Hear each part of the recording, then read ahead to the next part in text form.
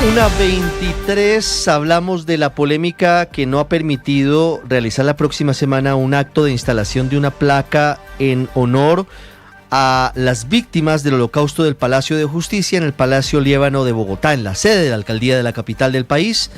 El tema álgido de esta discusión entre familiares de desaparecidos y la JEP tiene que ver con un punto en particular: la responsabilidad del ejército en la retoma del Palacio de Justicia y los delitos cometidos, documentados por la justicia, por algunos integrantes de la fuerza pública. Mateo Piñeros. La JEP ordenó retirar una placa del Palacio Liébano en la alcaldía de Bogotá porque no señala la responsabilidad del ejército en la retoma del Palacio de Justicia.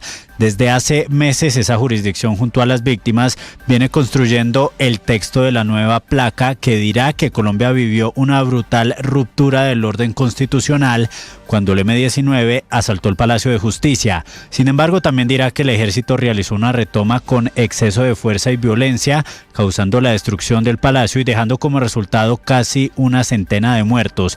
Sin embargo, las víctimas aún no se ponen de acuerdo sobre la totalidad del texto que quedará en la placa, y por eso la JEP tuvo que aplazar el acto en el que se iba a hacer la instalación de la placa. Algunas víctimas consideran que se debe incluir la lucha de las familias por la verdad, y otras consideran que lo importante es resaltar a los desaparecidos. Esta placa no solo ha generado diferencias entre las víctimas, pues algunas organizaciones de militares han pedido cambios en el texto.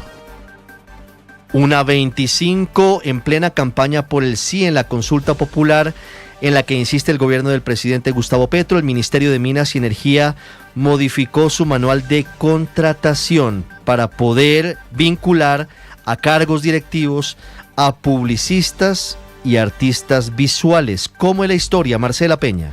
Pues Ricardo, usted se acordará que durante la administración de la exministra Irene Vélez empezaron a llegar al Ministerio de Minas y Energía los filósofos y los antropólogos. Pues bien, bajo la administración del nuevo ministro Edwin Palma es el turno de los artistas visuales y los publicistas. En tiempo récord, la semana pasada el Ministerio de Minas propuso y adoptó una modificación a su manual de funciones que le permite contratar profesionales en estas áreas del conocimiento para cargos de asesoría o de nivel asesor más bien, que son los que trabajan de la mano con los directivos de la entidad. Le voy a leer una parte de la justificación oficial que da el ministerio en sus documentos. La publicidad puede incentivar la participación ciudadana en proyectos de energía renovable comunitaria, programas de eficiencia energética o consultas públicas, fomentando un sentido de la corresponsabilidad.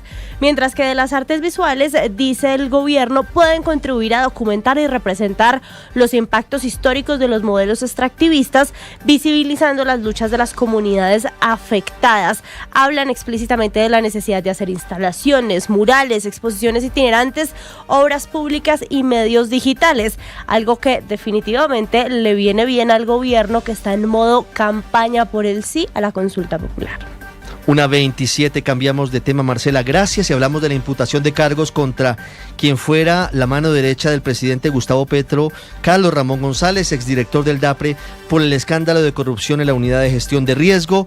Unas afirmaciones muy serias en su contra, Carlos Ramón González, que aparentemente no está en el país, por parte de la Fiscalía. Juan Esteban Quintero. Ricardo, buenas tardes. Terminó esta audiencia de imputación de cargos a Carlos Ramón González por los delitos de cohecho, peculado y lavado de activos. En esta audiencia la Fiscalía volvió a narrar esas instrucciones que le habría dado a Olmedo López y Sandra Ortiz para que se le entregara un dinero al expresidente del Senado, Iván Name, y al expresidente de la Cámara de Representantes, Andrés Calle. Pero quizás el detalle más revelador fue una reunión el 17 de enero de 2024, en donde Carlos Ramón González le habría dicho a Olmedo López que lo iba a mantener en ese cargo luego de la suspensión de la Contraloría antes de que estallara el escándalo de los carrotanques. Escuchemos. Y allí López Martínez le manifestó que luego de haberle cumplido con los trámites ilícitos para conseguir los 4.000 millones de pesos, objetos de la dádiva ilícita, y las gestiones encaminadas a cumplir con la entrega de la coima para los congresistas, necesitaba él que lo apoyaran para regresar al cargo de director de la UNGRD luego de la suspensión ordenada por la Contraloría, ante lo cual usted, señor Carlos Ramón, le aseguró que contara con su apoyo para mantenerse como director de la entidad, lo que finalmente ocurrió.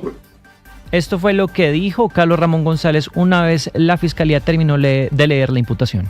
No, honorable magistrado, no acepto los cargos, dado que todos son calumnias sin fundamento. Se espera, Ricardo, que se reanude esta audiencia preliminar, la de medida de aseguramiento, el próximo 6 de junio, pero aún no tenemos certeza si se va a realizar de manera virtual o presencial, teniendo en cuenta que tampoco hay claridad si Carlos Ramón González va a regresar al país. Blue, más que radio.